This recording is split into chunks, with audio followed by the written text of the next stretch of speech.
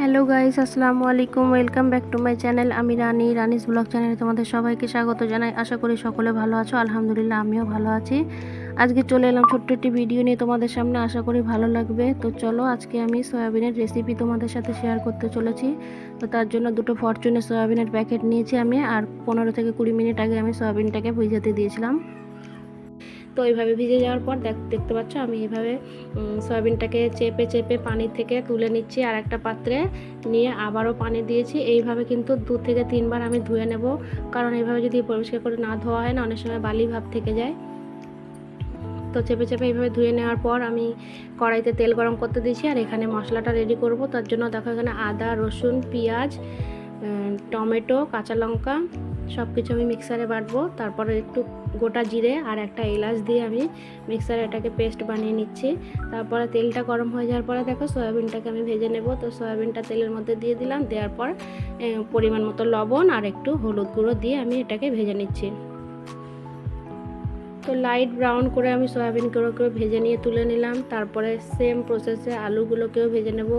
আলুটা তেলের মধ্যে দেওয়ার পর একটু লবণ আর একটু হলুদ দিয়ে আলুটাকেও হালকা লাল করে ভেজে নিচ্ছি, নিয়ে আলুটাকেও তুলে নেব আমি। সয়াবিন আর আলু আমার ভাজা হয়ে গেছে। তারপর তেল দিয়েছি, তেলটা ভালো করে গরম হওয়ার পরে একটা দালচিনি 2 টুকরো করে দিয়েছি আর একটা গোটা তেজপাতা, সেটাকে আমি দেখো 2 টুকরো করে এর মধ্যে দিয়ে দিয়েছি। ভালো করে একটু তেলটা গরম হয়ে যাওয়ার পর তারপর যে বেটে রাখা মশলাটা আমি এর মধ্যে অ্যাড করলাম। গ্যাসটাকে কিন্তু একদমই স্লো করে রাখতে হবে, না হলে আমি কষাতে গেলে আমার কিন্তু নিচে থেকে মশলাটা পুড়ে যাওয়ার ভয় আছে। তারপর দেখো মশলাটা দিয়ে আমি কিন্তু কোনো রকম কাটা পেঁয়াজ আর দিলাম না, কারণ আমি মিক্সারে বাটার সময় পেঁয়াজ কুচিগুলোকে আমি বেটে নিয়েছি। আর তারপরে দেখো মশলাটা কষতে গিয়ে আমি সব রকম মশলা এখানে অ্যাড করলাম। হলুদ গুঁড়ো, জিরে মরিচের গুঁড়ো, লঙ্কার গুঁড়ো সব কিছু দিয়ে আমি গ্যাসটাকে স্লো করে সুন্দর করে 5 থেকে 10 মিনিট মশলাটাকে আমি কষিয়ে নেব। কারণ মশলা যত সুন্দর করে কষানো হবে তরকারিটাও কিন্তু সেরকম টেস্ট আসবে। তো দেখো মশলাটার মধ্যে কিন্তু তেল ছেড়ে দিয়েছে কত সুন্দর। তো এইভাবে ভালো করে কষানোর পর ভেজে রাখা সয়াবিন আর আলুটাকে আমি দিয়ে দিয়েছি। তা সয়াবিন আলুটাকে দেওয়ার পরেও 1 মিনিট মতো আমি সুন্দর করে কষিয়ে নিচ্ছি। তারপর আমি 1 কাপ মতো পানি দিচ্ছি, বেশি পানি আমি দেব না। 1 কাপ মতো পানি দিয়ে আবারও একটু কষিয়ে নিচ্ছি। এতক্ষণ কিন্তু আমি গ্যাসটাকে আমি স্লো রেখেছিলাম, এবার আমি একটু মিডিয়ামে দিয়ে দিচ্ছি। তো এই 1/2 কাপ পানিটাও ভালো করে কষানোর পর তারপর আমি 2 কাপ মতো এখানে পানি অ্যাড করে আমি কষাচ্ছি। দেখো এই যে একবার কষানো হয়ে গেছে। তো মশলাটাকে ভালো করে কষিয়ে নিয়ে সয়াবিনটাকে কষিয়ে আমি আবার পানি দিয়ে আবারও একবার কষিয়ে নিলাম। টোটাল আমার 2 বার কষানো হয়ে গেল। এবার আমি ঝোল দেব। সয়াবিন রান্নাতে আমি সবসময় পেঁয়াজ টমেটো বেটে দিই, যাতে করে এর গ্রেভিটা সুন্দর হয়। বেটে দিলে কিন্তু এর একটা টেস্ট আসে আলাদা, আর দেখতেও সুন্দর হয়।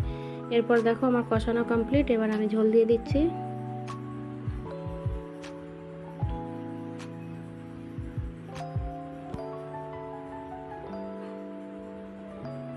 ঝোল দিয়ে আমি ঢাকনা চাপা দিয়ে আরও 5 থেকে 10 মিনিট এটাকে হতে দেব। তারপর লাস্টে আমি দেখো ঢাকনা খুলে শেষে আমি উপর থেকে একটু গরম মশলার গুঁড়ো ছড়িয়ে দিলে আমার সয়াবিন রান্না কমপ্লিট।